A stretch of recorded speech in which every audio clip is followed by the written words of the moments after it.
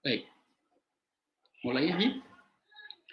Baik, bismillahirrahmanirrahim. Assalamualaikum warahmatullahi wabarakatuh. Alhamdulillah, salatu wassalamu ala rasulillah sayyidina wa mawalah la hawla wa la quwata illa billahil azim amma ba'du. Alhamdulillah segala puji hanya milik Allah, masih berikan nikmat pada kita semuanya, nikmat Islam, nikmat iman, dan nikmat ketakwaan. Semoga dengan segala kenikmatan yang Allah beri hari ini kepada kita semuanya, menjadikan kita satu di antara hamba-hamba Allah yang selalu bersyukur dan selalu bisa mensyukuri segala nikmat yang Allah ada dengan ketaatan dan mendekatkan diri kepada Allah Subhanahu wa taala. Termasuk sore hari ini semoga nikmat sehat yang Allah berikan dengan nikmat jaringan internet yang bagus. Semoga kita bisa mensyukurnya dengan belajar dan tolabul ilmi gitu ya. Untuk mentadabburi satu di antara kisah-kisah Rasulullah dan para sahabat. Salat serta salam kita aturkan pada junjungan kita Nabi Muhammad sallallahu alaihi wasallam. Muslim alaihi. Rasulullah beberapa hari yang lalu datang mengajari kepada kami ada sebuah sunnah yang baik yang dilakukan oleh orang-orang Turki. Khususnya Turki dulu itu teman-teman Ertugrul gitu ya. Itu ketika menyebutkan nama Rasulullah, beliau akan memegang dadanya sini, memegang hatinya, jantungnya. Kayak Rasulullah ada di hati gitu. Rasulullah sallallahu alaihi wasallam, Muslim alaihi, dan kepada seluruh keluarganya, para sahabatnya, dan seluruh umatnya, termasuk semoga kita bagian dari umatnya Rasulullah yang nanti mendapatkan syafaat dari Rasulullah sallallahu alaihi wasallam di hari yaumil akhir. Amin ya rabbal alamin. Bapak Ibu rahimakumullah, bagaimana kabarnya hari ini? Alhamdulillah luar biasa dahsyat. Semoga selalu dahsyat, apapun yang terjadi dahsyat. Pasti rahasia Allah itu selalu indah, tidak ada yang tidak indah. Banyak orang, misalkan beberapa gitu kan, ada seorang sahabat, seorang guru bahkan, guru kami gitu. Itu ketika menceritakan siapa sosok yang paling bersejarah di antara kehidupan guru gitu, di kehidupan ustadz. Ternyata belum menyebutkan nama yang sangat Masya Allah. Kita tahu sosok beliau gitu kan. Orang yang pernah menyakiti beliau.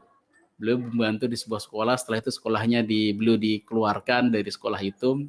Ketika sekolah itu udah running gitu ya, terdapat selisih paham yang saat itu langsung dikeluarkan. Ternyata yang mengeluarkan ini yang disebut beliau sebagai seorang yang sangat menjadi tokoh inspiratif. Kemajuan beliau, sebagai keberhasilan beliau itu adalah orang yang dulu pernah mendipak beliau. Kenapa beliau? Ternyata kalau saya nggak didipak dari beliau, mungkin sampai sekarang saya hanya menjadi seorang guru sekolah. Saya tidak pernah memiliki travel, saya tidak pernah memiliki sekolah dengan ribuan santri gitu kan, dan memiliki beberapa cabang bisnis yang lain besar. Kenapa? Saat itu saya dikeluarkan, saya bahasanya memang sakit saat itu, tapi Masya Allah gitu ya. Ternyata itu cara Allah ingin memberikan kenaikan pangkat bahasanya, dengan wasilah kebaikan jauh lebih banyak lagi.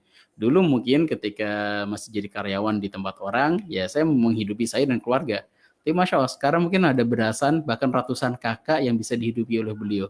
Jalurnya apa? Mungkin bisa jadi jalurnya sangat menyakitkan di satu hari, tapi yakin suatu hari mungkin jalur itu adalah jalur yang sangat kita syukuri gitu ya.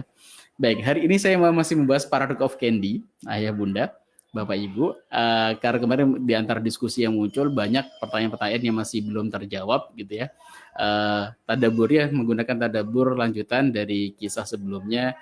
Kisah sebelumnya tadaburnya dari saat pemboikotan para sahabat dan Rasulullah. Mereka sampai 3 tahun makannya sampai makan kayak makanan kambing.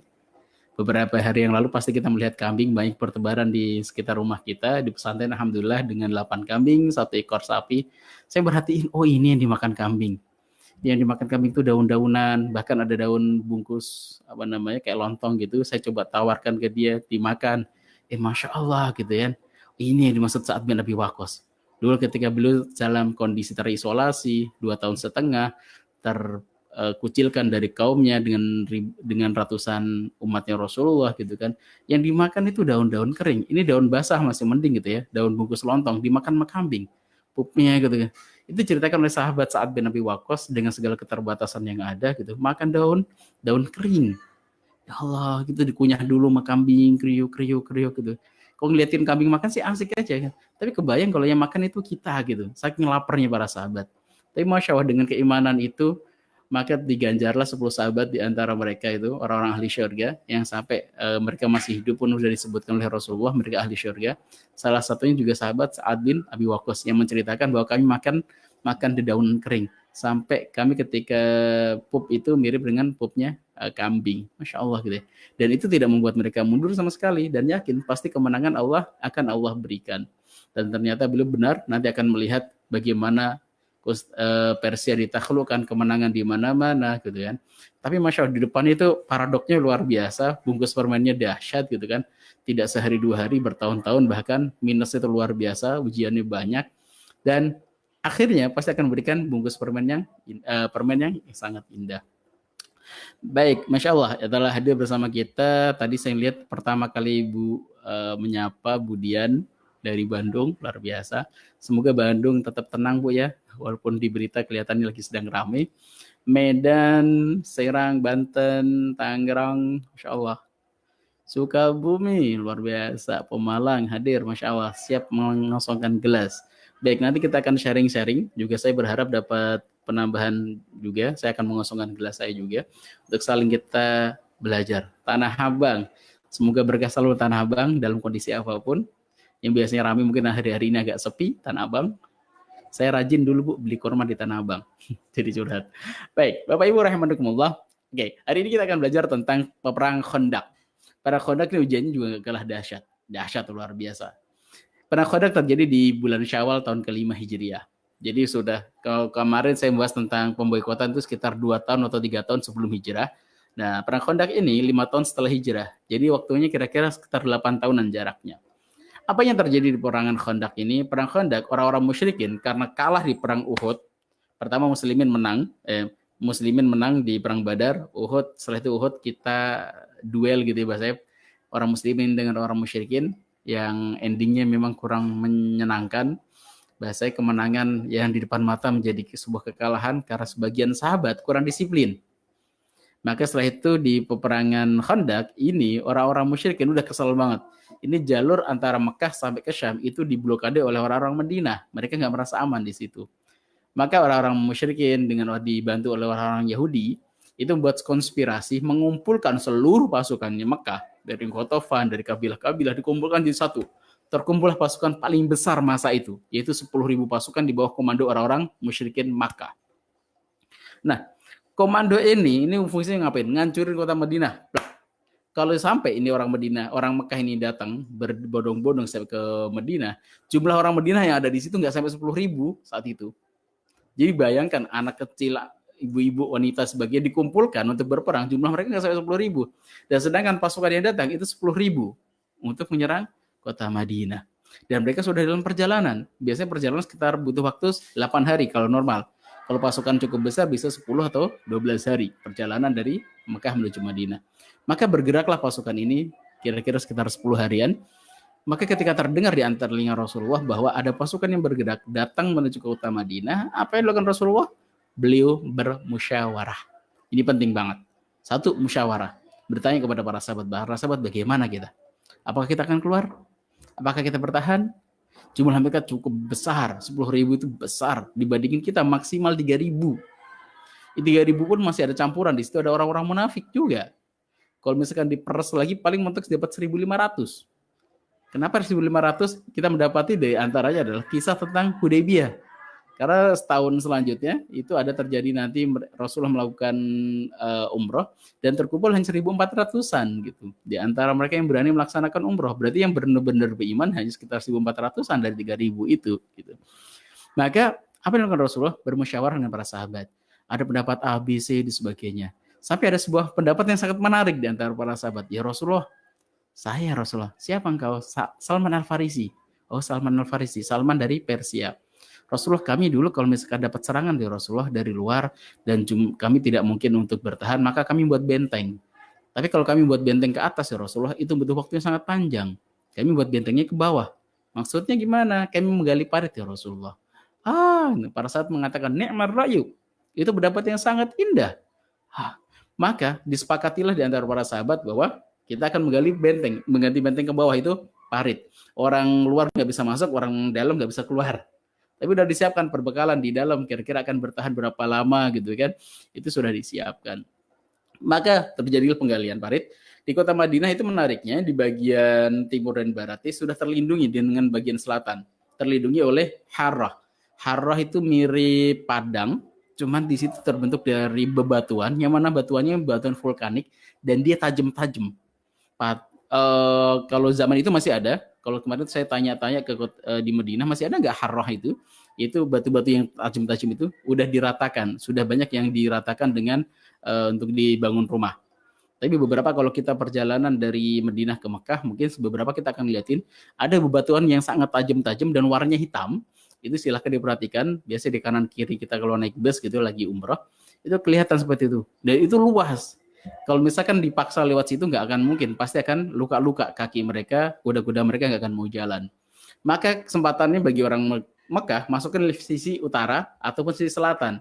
Selatan ada pemukimannya Bani Quraidah, di situ ada benteng yang cukup luas dan menutup kota Madinah. Dari sisi utara yang bolong. Maka yang kemudian bolong mana dari sisi utara. Maka yang terjadi, maka yang di bagian utara sepanjang 2,5 kilo itu harus dibuat bentengnya gitu, bentengnya ke bawah. Digalilah itu dalam waktu 7 hari dalam satu riwayat. Dan keadaannya menarik ya, saat itu dalam posisi para sahabat itu musim dingin. Sedangkan mereka biasanya panennya di musim panas. Korma itu ada di musim panas gitu. Dan penghasilan utama orang Madinah adalah korma. Dan hasilnya itu muncul di musim panas.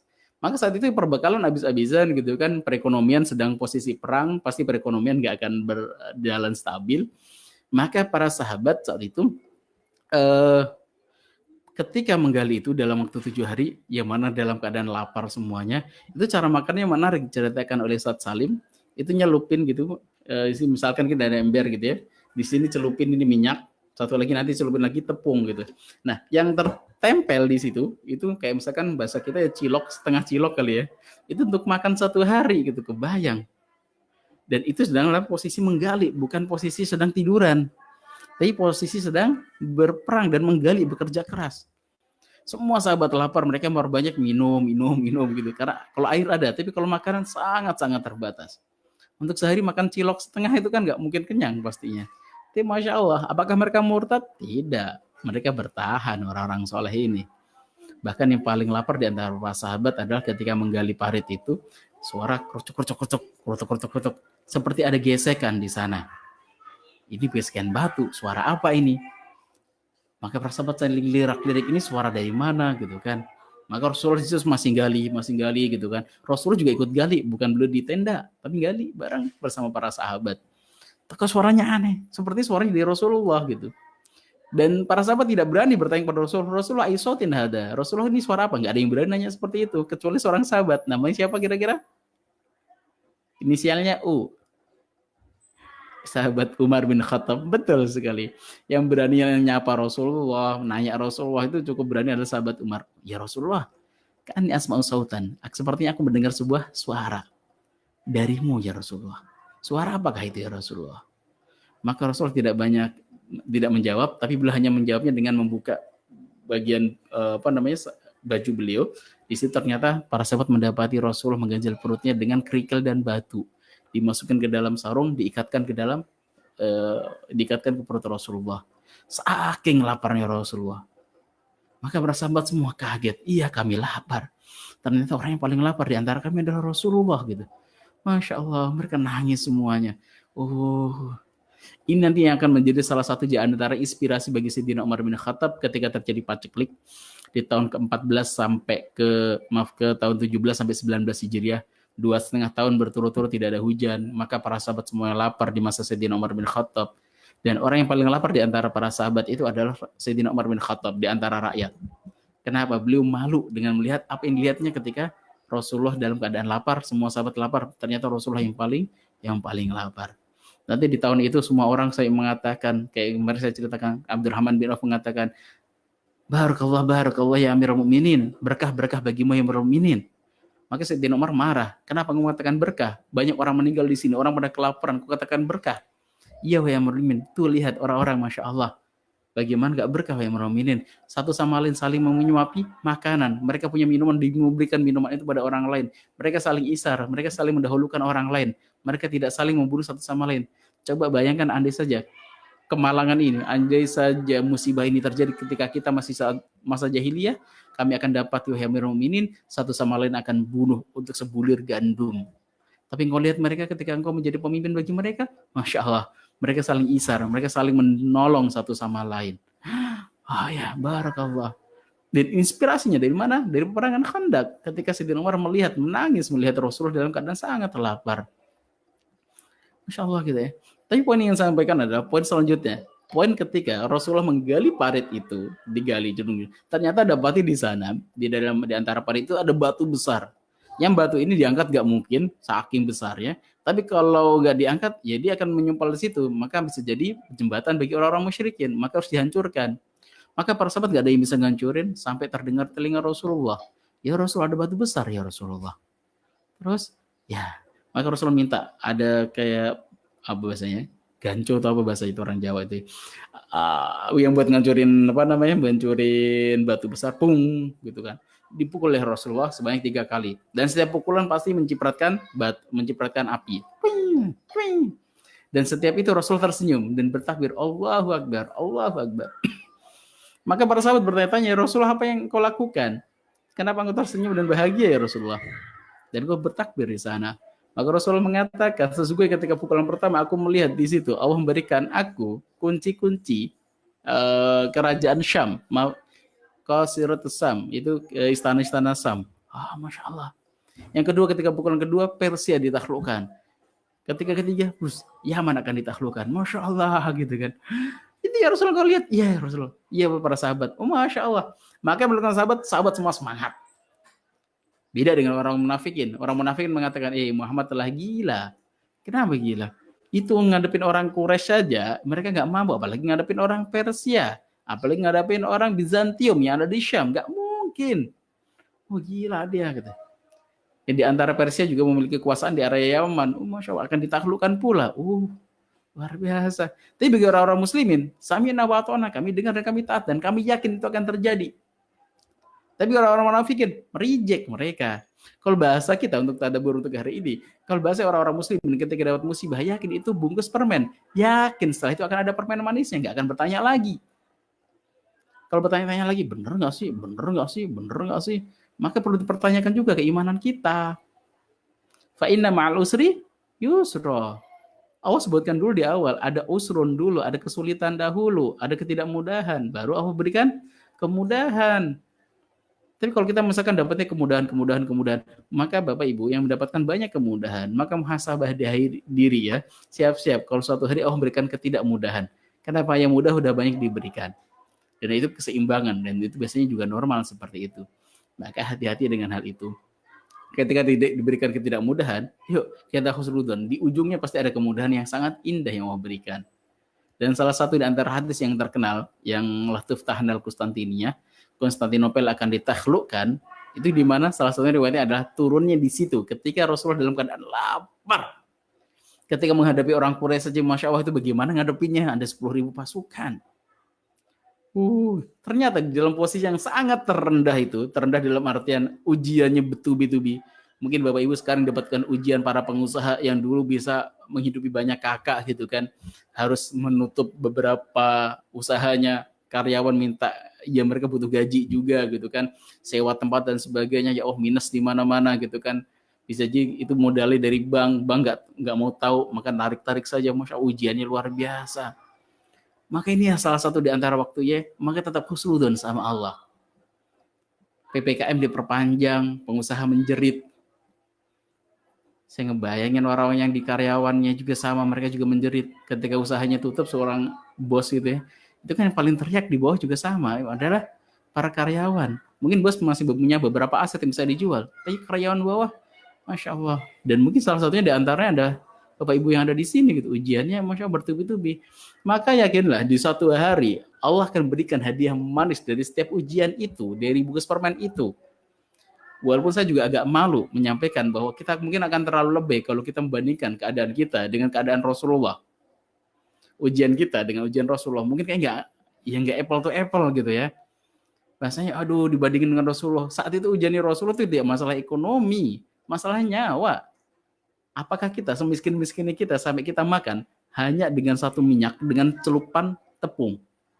Itu tidak dianggap sebagai persoalan makan seperti ini. Yang dianggap persoalan utama adalah serangan dari luar. Itu kan dahsyat sekali. Kita separah-parahnya, kita nggak sampai di level kita makan dengan makanan yang sangat-sangat terbatas itu. Kita masih makan satu piring, di situ isinya juga masih ada nasinya. dan bisa jadi juga masih ada lauknya mungkin masih enak gitu ya. Enggak di masa seperti di masa Rasulullah. Jadi kalau misalkan kita jangan sampai di level kita seperti hobi dengan jeruk nipis. Ujiannya ada, iya kita akuin ada ujian di sana. Tapi kenapa menjadi lebay ujian itu menjadi besar? Karena mungkin kita tambahkan jeruk nipis di sana. Gitu. Setiap hari Allah ngomong sama siapapun keluhannya adalah keluhan saya nggak punya pekerjaan, saya nggak punya. Tapi kan Bapak masih punya ikhtiar kan, masih ada tabungan kan, gitu kan, masih ada keluarga yang support kan, beras masih ada kan, gitu kan.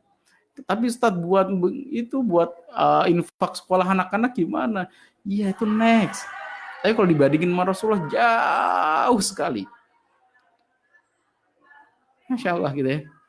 Jadi kalaupun misalkan kita mau jeruk nipisin, ya itu hak Bapak Ibu semuanya, hak kita semua untuk misalkan pengen ngasih jeruk nipis. Tetapi kalau misalkan kita mengasih pembandingan dengan Rasulullah, sepertinya hidup kita masih banyak yang perlu disyukurin daripada ujian yang ada, gitu ya. Maka Bismillah Bapak Ibu, dengan tadabbur sini, kalau bahasanya Ustadz Hanan Ataki, sikap sejarah ketika mendapatkan ujian, ada di situ di masa Khandaqnya itu ada sikap sejarah yang mereka reject, nggak mungkin ada keajaiban, nggak mungkin ada kemenangan, nggak mungkin di sini ada permen manis. Itu sikapnya orang-orang munafikin. Hei Muhammad gila, bermimpi dia akan menaklukkan Konstantinopel, bermimpi dia akan menaklukkan Yaman, Persia. Tapi Masya Allah ternyata tanda-tanda itu Allah turunkan ketika Rasulullah dalam posisi terendah untuk ngingetin kita, wahai para hambanya Allah SWT, para umatnya Rasulullah. Maka selalu ada harapan di setiap kehidupan dan ujian kita. Maka yakinlah bungkus permen itu akan menitipkan permen-permen manis di balik bungkusnya. Dan di akhir dari perjalanan, maka benar orang Quraisy datang. Ketika datang mereka kaget luar biasa. Mereka udah semangat untuk menghancurkan orang-orang muslimin. Habis nih orang muslimin. Jumlah cuma 3.000 dari mata-mata. Jumlah kita ada 10.000. Pasukan lengkap dengan persenjataannya. Ternyata pas sampai di sana, Madinah, Lu, ini ada apa? Kok ada sungai di sini? Kok ada parit besar di sini? Kaget mereka. Dan di situ sudah disiapkan seluruh pemanah. Kebayang Bapak Ibu, saat itu musim dingin. Musim dingin paling enak adalah makan. Kami dulu di Libya itu kalau udah musim dingin bisa bertambah 5-10 kilo. Itu normal. Kenapa? Untuk ngangetin badan ya kita makan. Tapi kebayang kalau musim dingin dalam keadaan kelaparan, tidak lagi di dalam rumah, tapi di luar rumah. Dan itu menyiapkan panah. Andai saja ada penyusup lewat harus panah segera. Bahkan mereka berpikir untuk sholat aja itu harus gantian. Bahkan mereka kalau mau tanya lihat harus ada pengganti penjaga di sana. Jumlah mereka disebarkan di beberapa titik, tidak satu titik. Maka orang Quraisy juga mencari celah di mana mereka bisa masuk ke barisan orang-orang muslimin. Dan orang muslimin harus siaga 24 jam. Selama 24 hari mereka harus siaga untuk menjaga blokade yang dilakukan oleh orang-orang muslimin. Panjang urusannya. Dan itu panjangnya tadi adalah 2,5 kilometer panjangnya. Di dalamnya itu 4,5 meter lebar, 3,5 meter kedalamannya, untuk lebarnya 4,5 meter. Kira-kira kalau kuda lompat nggak akan nyampe, kalau ke dalam itu mudah untuk dimanahnya, nggak mudah untuk naiknya. Itu Masya Allah digali dalam waktu 1 pekan. Setelah itu mereka harus berjuang untuk menjaganya 24 jam selama 24 hari. Masya Allah, dalam keadaan lapar pula. Tapi ternyata Masya Allah, setelah 24 hari mereka kocar-kacir dan Allah berikan bala bantuan bentuk angin dingin menyerang tenda-tendanya orang musyrikin. Maka mereka pun lalu kocar-kacir dan kembali semuanya. Setelah itu Rasulullah mengatakan sesungguhnya orang Quraisy tidak akan pernah berani menyerang kota Madinah lagi. Setelah itu tidak akan pernah ada peperangan di antara orang Quraisy dengan orang-orang muslimin. Itu kabar yang diberikan Allah Subhanahu wa taala. Maka setelah itu perpecahan dengan orang musyrikin, orang-orang kafir Quraisy, orang musyrikin semakin turun, jumlah orang muslimin selalu bertambah terus. Setelah itu maka puncaknya nanti tahun ke-8, 3 tahun setelah kejadian itu, Makkah ditaklukkan dan selanjutnya. Dan sampai puncak yang paling indah adalah penaklukan Konstantinopel 800 tahun selanjutnya. Panjang memang, tapi dimulai titik pembukaan Konstantinopel itu bukan dari mana-mana, tapi dari situ, dari ketika Khandaq, ujian paling berat. Selanjutnya 800 tahun selanjutnya yang nanti akan ada namanya Muhammad Al-Fatih bisa menaklukkan Konstantinopel. Tapi pembukaannya Konstantinopel bagian buka pintu saja. Tapi sebenarnya kunci sudah diberikan dari kapan? Dari ketika Khandaq. Dan Rasul mengabarkannya. Dan setiap sahabat berbondong-bondong yang menjadikan penakluk Konstantinopel. Dan Qadarullah kuncinya Allah berikan titip melalui Muhammad Al-Fatih. Dan ada satu lagi kunci yang mungkin harus dibuka, yaitu kunci Romawi. Kita nggak tahu, bisa jadi anak kita, cucu kita, cucu kita, dan semoga mungkin jatuh di antara keluarga kita akan menjadi penerus pembukaan nubuah ini, itu menaklukkan Romawi. Itu saja mungkin bisa disampaikan. Semoga ada ibrah yang bisa diambil. Silahkan, mungkin ada yang sampaikan atau ditanyakan. Di sini dari Ibu, kalau nangisnya di atas sajadah termasuk jeruk nipis kah Ustaz? Tidak. Ibu sedang lapor kepada Allah Subhanahu wa taala. Dan Allah sangat senang ketika ada orang bermunajat kepada Allah Subhanahu wa taala. Jadi ngerengek ke Allah itu bagian, kalau kita ngeluh sih Allah gitu, bukan ngeluh ya itu ya biasanya. Itu bermunajat kepada Allah gitu. Itu tidak termasuk bagian dari jeruk nipis. Tapi kalau misalkan nangisan di depan ke Allah, ya Allah, anakku gitu kan, bahasanya kayak nggak ridho sama Allah, itu jeruk nipis. Tapi kalau nangis, ya Allah, aku ridho ya Allah. Walaupun masih nangis, ya itu normal. Maka Rasulullah pernah ditanya, Rasul apa engkau menangis dengan menangisnya putra beliau Abdullah? Iya, ini bagian tanda cinta. Tanda cinta. Nah kalau tangisannya tapi tetap ridho sama Allah, dan itu manusiawi nangis gitu ya, itu nggak apa-apa. Tapi kalau nangisnya ada dua posisi, Bu. Posisi nangis kepada Allah itu dengan dosa-dosa gitu kan, itu silakan. Tapi kalau nangisnya kayak nggak ridho dengan Allah, ya Allah gitu, ya Allah, kayak nggak ridho dengan Allah gitu. Keluhan kita ngeluh sama Allah sebagainya, maka itu bagian dari jeruk nipis. Mungkin ada di antara kita yang Allah uji dengan tidak memiliki momongan, nggak memiliki putra ataupun putri. Tapi Masya Allah kan, ada juga seorang Nabi yang tidak memiliki momongan sampai umur sangat tua. Nabi Ibrahim namanya. Setiap hari beliau berdoa, Rabbi habli minas solihin, Rabbi habli minas solihin, gitu ya. Sampai umur 86 tahun, baru punya momong sebentar, disuruh buang dari Palestina ke Mekah. Kebayang. Dan nanti punya momongan yang kedua, umur 95 tahun. Itu Nabiullah Ishaq. Allah alim bisawab. Baik, biasanya kalau sekarang lagi pada ngetik. Oke, Bapak Ibu, ini kemarin saya ngasih angkat lagi tentang tema Product of Candy. Kenapa hari-hari ini kayak sepertinya pas banget gitu ya untuk angkat Product of Candy. Kayak kemarin ada yang bertanya, Ustadz, apa ya Product of Candy yang Ustadz rasakan? Ya salah satunya diantaranya adalah Qadarullah virus pun ikut datang mampir ke pesantren kami. Kebayang setiap hari nambah 8 orang, diisolasi nambah lagi. Itu hampir 2/3 dari santri itu diisolasi dengan gejala. Tapi Masya Allah, sepekan setelah ini santri sudah bisa dikatakan Masya Allah pulih semua gitu. Oh cepat sekali. Saat itu saya isolasi pas positif cukup panjang, hampir 1 bulan, dengan gejala yang cukup parah, batuk sebagainya. Santri emang beda kali ya, masih muda gitu, masih anak-anak gitu, imunitas tubuhnya bagus gitu. Itu Masya Allah udah diberikan kesehatan. Oh Masya Allah. Ya di awal-awal gitu berasa, aduh gitu, gimana ini sebagainya. Tapi alhamdulillah dalam seminggu mereka sudah aktivitas kembali. Ini hari ini lagi happy, nyate gitu ya. Allah alam bisawab. Baik. Oke, Bu Ratu Ifah, bagaimana kata-kata doa kita agar tidak keliru ketika kita mengadukan persoalan yang dialami kita? Baik, sebenarnya kata-kata silahkan Bu, tapi yang muncul adalah itu bagian dari keluhan atau bagian dari pasrahan. Ya Allah, aku ridho dengan segala yang kau berikan ya Allah. Itu pasti akan bagian keridhoan. Tapi kalau yang mengeluh, ya Allah, kenapa kau berikan ujian ini ya Allah? Aku kan udah rajin sholat gitu kan. Maka ini ngeluh. Kayak kalau kita rajin sholat nggak dapat ujian. Kalau kita rajin sedekah kita nggak dapat ujian. Nggak juga. Maka ada sebuah analogi yang kurang tepat saya kira ketika misalkan ada orang kehilangan uang gitu misalkan. Apakah itu dicuri dan sebagainya. Mungkin dia kurang sedekah. Nggak tepat. Karena memang ujiannya orang-orang soleh itu semakin berat gitu. Maka kalau kita dapati dengan menggunakan analogi yang mungkin beberapa orang lakukan gitu ya.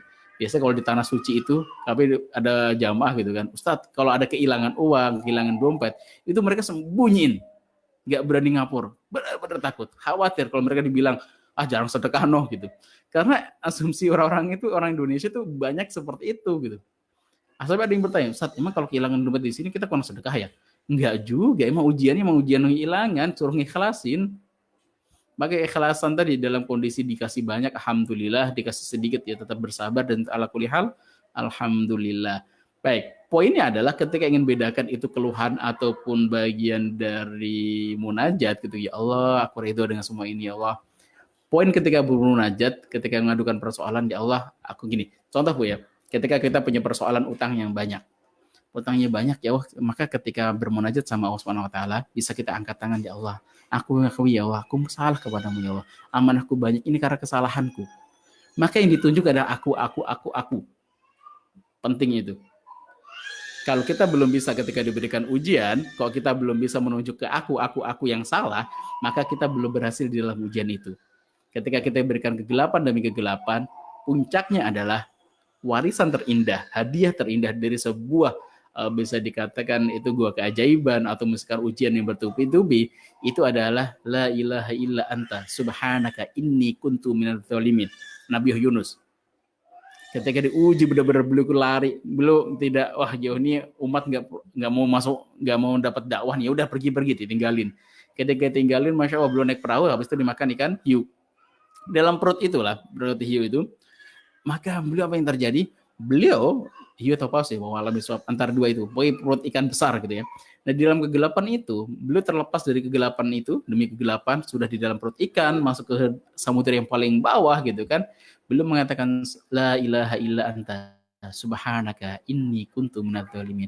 Ya Allah, tidak Tuhan selain Engkau. Maha suci Engkau ya Allah. Engkau suci ya Allah. Engkau nggak salah ya Allah.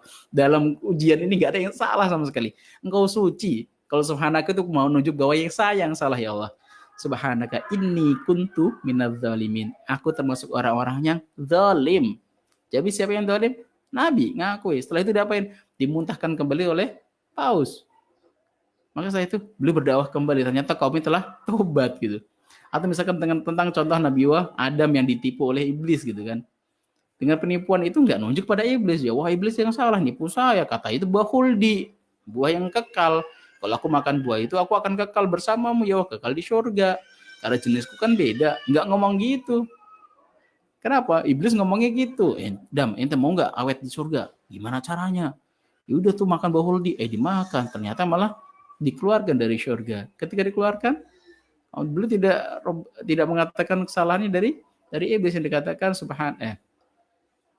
Rabbana dzulamna anfusana wa illam taghfir lana wa tarhamna lanakunanna minal khasirin. Ya Allah, aku salah. Aku yang mendolimi diriku sendiri, ya Allah. Kalau Engkau gak mengampuni kami, ya Allah, aku termasuk bagian dari orang-orang yang merugi. Jadi poin dari sebuah ujian itu adalah dia nunjuk pada diri. Di dalam doa tadi Bu, pengen bedakan antara keluhan kita kepada Allah Subhanahu wa taala atau kita bermuhasabah diri, poinnya adalah siapa yang disalahkan di situ. Kalau disalahkan masih orang, maka kita belum menemukan titik kemenangannya. Titik kemenangannya adalah ketika mengatakan saya salah. Kayak kemarin ketika ternyata Qadarullah ada salah satu di antara virus yang masuk ke pesantren, yang salah ya saya. Ada satu protokol yang kurang. Karena biasanya orang jujur, anak saya demam, saya nggak akan masukin ke sini. Karena udah disampaikan, kalau misalkan ada yang kurang sehat, jangan datang, pulang dulu. Tolong daruah, udah tengah jalan saat eman-eman, masuk aja, ya udah kena semuanya. Tapi yang salah tetap saya, harusnya harus screeningnya lebih bagus lagi gitu kan. Tapi ternyata nggak, screening kurang itu. Biasanya memang semuanya jujur, demam saat ya udah balik lagi. Kalau daruah ada yang lanjut gitu. Pas lanjut ya udah tersebar ke yang lain. Ujian, tapi alhamdulillahnya permen manis indah banget gitu. Orang tua santri kompak, wali santri juga saling tolong-menolong satu sama lain, egonya sudah mulai nurun, mereka saling mensupport satu sama lain, Masya Allah. Itu permen manisnya nggak seimbang dengan bungkusnya. Kalau bisa dikatakan ya bungkusnya terlalu kecil dengan permen yang semanis itu. Tahu alam iswab. Oke, berarti ya mengakui dengan segala kerendahan diri di hadapan Allah akan dosa-dosa kita. Betul Ibu, selalu sepakat itu. Ya, jadi termasuk misalkan anak gitu ya, anak kenapa nggak nurut gitu ya, Masya Allah. Yang salah bisa jadi ya kita belum menjadi contoh yang baik gitu kan. Kalau kita masih ngeliat ke anak, nah kamu nggak, ente mau kemana sih, mau ke surga atau ke neraka? Ente masuknya pengen ke surga, tapi jalanmu jalan ke neraka. Itu yang diucapkan misalkan oleh orang tua. Tapi sesungguhnya yang harus ya ketika dengan anak yang kurang bagus sebagai muhasabah diri gitu. Oh, bisa jadi saya menjadi contoh yang kurang baik nih. Ada yang perlu diperbaiki di dalam pengajaran. Maka ketika di puncak itu kita sudah mengakui kesalahan diri, insya Allah permen manis akan Allah titipkan. Baik, saya salah. Ya, jadi kalau poinnya yang dikuatkan juga adalah jalur garis kebenaran. Itu tuh poin banget, penting banget. Dan itu Masya Allah, tema yang sangat jelimet tema itu. temanya Nabi Adam, Nabi Yunus gitu kan. Tapi oleh Ustadz Nasrullah dengan analogi yang simpel ya, garis kebenaran. Oh, alam bisawab. Oke, ada lagi, silakan. Baik.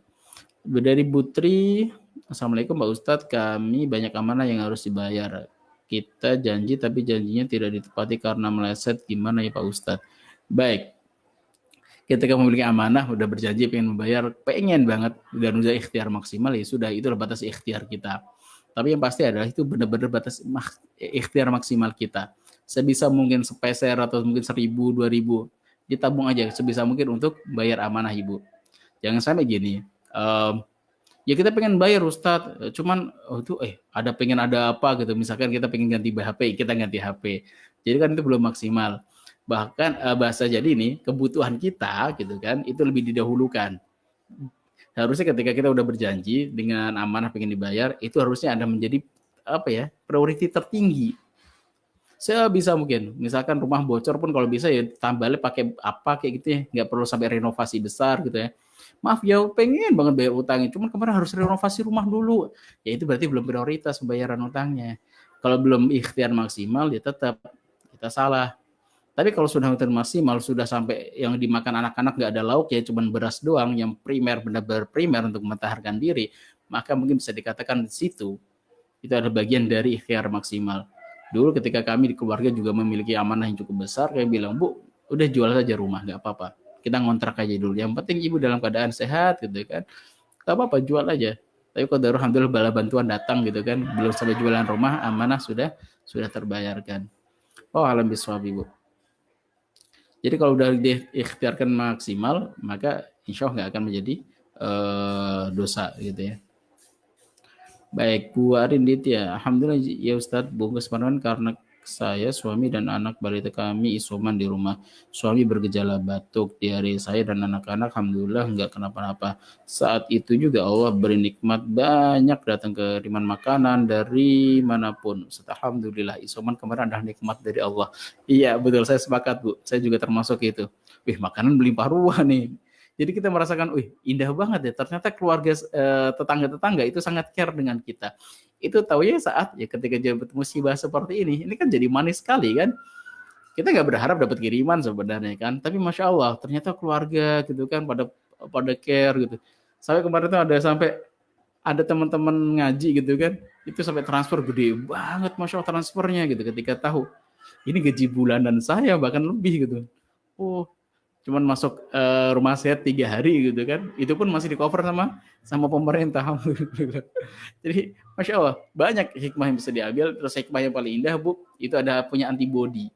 Nanti ketika misalkan COVID ada lagi gitu ya, masih sampai gelombang 2, 3, 4 dan sebagainya gitu kan, itu bahasanya salah satu di antara nikmatnya adalah kita punya antibody gitu. Bisa jadi datang kita kena lagi bisa, tapi kenanya mungkin OTG, kalau nggak OTG ya paling batuk-batuk ringan.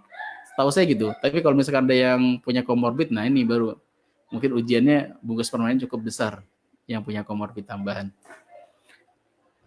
Masya Allah. Oh alam. Baik, itu saja mungkin Ibunda. Ada lagi yang perlu kita diskusikan? Betul Pak Ustadz, sampai dikunjungi wakil wali kota. Masya Allah. Kapan coba dikunjungi wakil wali kota? Kalau kurang sehat. Alhamdulillah. Jadi yakinlah satu titik nanti kita akan merasakan nikmat yang banyak dengan semua ujian yang ada. Ini bayangkan saja kalau misalkan kita punya bungkus permen, ya udah kalau gede bungkusnya insya Allah dapatnya gede juga. Kalau kecil ya syukurin aja. Kalau kecil gimana Ustadz bungkus permennya? Kok saya merasa, karena ada beberapa pertanyaan seperti ini, menarik juga. Ustadz, kok orang banyak diuji ya? Kok saya hidupnya nikmat aja? Bisa jadi orang yang bertanya seperti ini, hidupnya juga sebenarnya banyak ujian. Cuman karena memang nggak dijeruk nipisi gitu kan. Oh, nggak punya uang, ya udah dia nikmat aja. Tapi bagi orang yang nggak punya uang, nggak punya kerjaan gitu kan, itu merasa ya Allah gimana ya Allah gitu. Banyak keluhannya Allah. Maka tadi Bu siapa tadi Bu Ratu, untuk bedakan, kadang astagfirullah perlu diistighfari. Astagfirullahaladzim kan biasanya astagfirullahaladzim kan gitu kan. Kan banyak di antara ibu-ibu ketika ngeliat anaknya misalkan sedang berulah gitu kan, astagfirullahaladzim meninggi. Itu kan istighfar yang perlu diistighfarin. Kalau ya Allah juga sama, ya Allah, itu kan kata-kata indah. Tapi bisa jadi kata-kata keluhan, ya Allah, ya Allah, ya Allah, itu keluhan. Yang membedakan apa? Hatinya, bukan kata-katanya gitu, penekanannya. Gitu ya, kira-kira. Oke, terakhir. Alhamdulillah Ustaz, rasanya nikmat tidak punya hutang walaupun harus menjual rumah, hidup mengontrak, semoga selalu sehat dan menghadapkan. Masya Allah, Alhamdulillah, saya sepakat dengan Pak Teguh. Insya Allah ketika gini Pak, selanjutnya Pak, setelah itu, tapi biasanya kalau orang-orang yang sudah memang dia berbisnis, dia seorang pro gitu kan, maka nanti gambarannya tentang seperti sahabat Utsman bin Affan, sahabat Utsman, sahabat Abdurrahman bin Auf misalkan, menjadi orang kaya, habis itu pernah punya harta, habis itu dilepaskan semua ketika beli hijrah, nggak lama juga balik lagi, gitu kan? Karena memang dia masih punya ilmunya, masih bisa berikhtiar maksimal. Insya Allah rezekinya Allah itu gak miskin, Allah itu kaya banget. Untuk ngasih misalkan Bapak Ibu 5 miliar per bulan, cincai banget bagi Allah. Tapi kan Allah pengen liatin kesungguhan kita di dalam berikhtiar dan dalam menunggu keajaiban. Baik, pengusman terjadi pada diri kita, mana yang lebih baik anggapan kita kepada Allah, Ustaz, ujian atau teguran? Baik, ini adalah muhasabah diri, ujian atau teguran. Kalau ujian untuk naikin, teguran begini. Poinnya diposisikan masing-masing, lebih baik dianggapnya teguran. Kalau misalkan kita misalkan punya dosa, dianggapnya udah jadikan itu teguran. Tapi kalau misalkan kita harus posisi tengah-tengah Pak, nggak bisa langsung misalkan diambil salah satunya. Kalau dianggapnya ujian, kita nggak akan terus kita ini ujian, Allah pengen naik pangkat nih, pengen naik derajat. Mungkin kita nggak akan muhasabah diri dengan muhasabah diri dengan kesalahan-kesalahan kita. Tapi kalau kita anggapnya teguran terus, kayak Allah nggak punya sifat Rahman. Sedangkan Rahman dan cintanya Allah itu besarnya luar biasa. Kayak Allah pengadab gitu, memberi azab, maka nggak boleh juga. Posisinya ada tawasud tengah-tengah. Jadi posisi tengah-tengah itu, ya kadang ngadepnya ujian, kadang ngadepnya sebagai teguran. Tengah-tengah, ya Allah ini bagian ujian kenaikan tingkat, gitu kan. Kalau kita anggapnya ujian mau naikin tingkat, berarti kan kita harus nudun, kita baik nih, gitu kan. Tapi kalau kita anggapnya teguran, berarti kita dosa nih, gitu. Nah, poin tengah itu ya paling baik adalah tengah-tengah. Terlalu rendah kita jadi pesimis, terlalu tinggi kita jadi sombong. Maka poin posisi adalah yang tengah-tengah. Kira-kira gitu, Pak. Waalaikumsalam. Oke. Mohon izin. Terakhir ya, punten. Selanjutnya nanti kita akan mungkin di pekan depan kalau masih ada banyak pertanyaan kita mungkin lanjut dengan tema Paradox of Candy. Ustadz, alhamdulillah qadarullah ujian saya itu melalui suami. Selama ini saya selalu mikir kenapa suami saya begini, kenapa suami saya berubah. Selama ini saya hanya memikirkan itu semua salah suami sampai saya kadang menuduh yang tidak apa. Saya sadar buat apa saya menyalahkan suami padahal saya yang salah, suami yang benar. Daya kini hanya bisa berusaha memperbaiki hubungan dan sifat suami saya termasuk yang susah kalau sudah kecewa. Gimana ya Ustadz untuk meluluhkan hati suami agar bisa kembali seperti dulu lagi? Jujur saya kaget ini sifatnya berubah banget. Parenting nih. Baik. Kalau Ustadz Bendri menyampaikan, kalau misalkan suami punya sifat A, B, C, dan D, misalkan sifat yang kurang bagus gitu Bapak Ibu, maka jangan selalu menempatkan bahwa suami salah. Tapi tempatkan juga kalau bisa jadi suami itu selain tersangka juga bisa jadi suami juga korban. Korban dari mana? Satu, korban dari kita, mungkin ada sikap kita yang kurang tepat. Kedua, mungkin korban dari pengasuhan dari orang tua yang mungkin kurang tepat. Dikit-dikit pukul, tidak pernah dapat apresiasi gitu kan. Maka ketika dapat apresiasi, dikit kesalahan, dikit menjadi kecewaannya luar biasa besar. Maka dari situ, maka ibu kalau misalkan yang terbaik adalah bukan sebagai ente yang adil dong kalau jadi suami, itu kan menuntut. Maka sikap terbaik adalah saya salah dan bisa jadi kita menjadi seorang ibu yang baik. Bayangkan kalau bapak ibu gitu ya, ibu-ibu ya khususnya, bersikaplah seperti Ibunda Khadijah. Ketika Ibunda Khadijah Rasulullah menggigil ketakutan gitu kan, ini harusnya kan yang ketakutan kan istri, kenapa yang sekarang ketakutan suami gitu. Dalam kondisi ketakutan, ente kan suami, kepala rumah tangga, datang-datang masa ketok-ketok pintu dalam keadaan zamiluni ketika mendapatkan wahyu yang pertama. Dalam kondisi itu apa yang dilakukan Ibunda Khadijah? Dia tetap selimutin saja gitu. Setelah tenang baru tanya, ada apa gitu. Diceritakan semuanya. Maka nanti istri yang baik itu adalah akan menguatkan.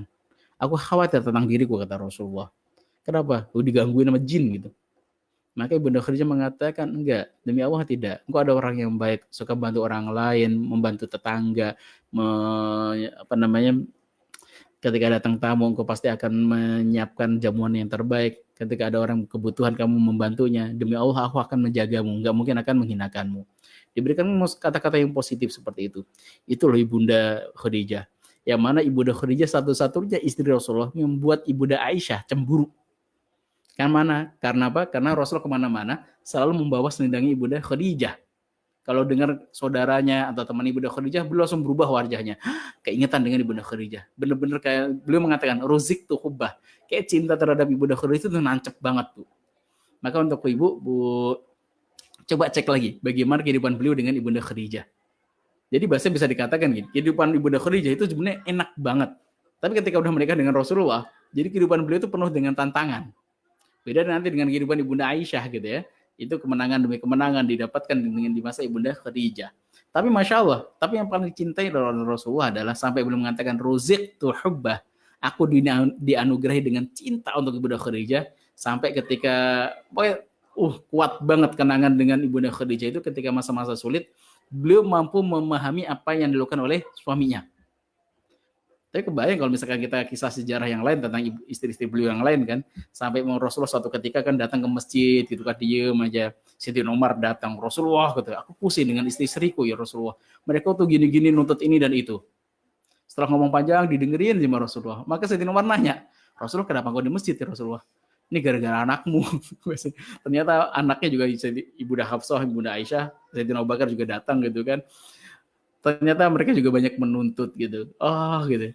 Maka dalam case ini gitu ya Bu, pasti istri Rasulullah semua yang adalah terbaik. Dalam case memberikan contoh memang secara manusiawi. Tapi untuk menjadi istri Rasulullah yang terbaik adalah Ibunda Khadijah. Sampai satu di antara pemimpin ahli syurga, salah satunya adalah Ibunda Khadijah. Maka saran saya Bu, silakan nanti kita bercermin gitu ya dengan Ibunda Khadijah. Bagaimana beliau bersikap ketika suami dalam kondisi yang mungkin tidak dalam kondisi yang prima gitu ya, dalam kondisi terpuruk atau mungkin kurang baik gitu sebagainya. Kalau Rasul mungkin bahasanya bukan kurang baik, tapi kondisi saat itu Rasul dengan diuji, pertama kali melihat jin, lihat malaikat Jibril. Beliau juga pertama kali nampakkan di Rasul itu bukan wajah sebagai seorang laki-laki seperti biasanya gitu ya, tapi langsung dalam bentuk wajah aslinya yang menutupi seluruh langit dan bumi penuh dengan pancaran cahaya malaikat Jibril gitu kan, benar-benar membuat Rasul kaget. Dan istri yang baik artinya bisa menenangkan suaminya, jadi ibu bagi suaminya, tidak menuntut suaminya kau bukan pemimpin, tidak, tapi menjadi seorang ibu yang menenangkan seperti Ibunda Khadijah. Kalau sudah seperti itu Bu, nanti satu titik ketika ujian sudah selesai, persoalan sudah selesai, suami pasti akan terkenang cintanya luar biasa kepada ibu. Oh alam iswab. Baik, itu saja yang ingin disampaikan. Oh alam. Untuk bab parenting ini sebenarnya saya kurang ilmu juga, baru berapa ya, 6 tahun atau 7 tahun menikah. Tapi semoga ada manfaatnya, bahwa Paradox of Candy ketika Allah berikan ujian hari ini, maka ketika kita mensikapinya dengan baik, membukanya dengan baik, insya Allah Allah akan titipkan permen manis di balik setiap bungkus permen yang Allah titipkan. Wallahu a'lam bishawab. Semoga ada manfaatnya. Sampai jumpa di pekan selanjutnya insya Allah di hari Kamis. Kita tutup dengan hamdalah rabbil alamin dan doa kafatul majlis. Subhanakallahumma wa bihamdika asyhadu an la ilaha illa anta astaghfiruka wa atubu ilaik. Salam satu sama terhubung. Assalamualaikum warahmatullahi wabarakatuh.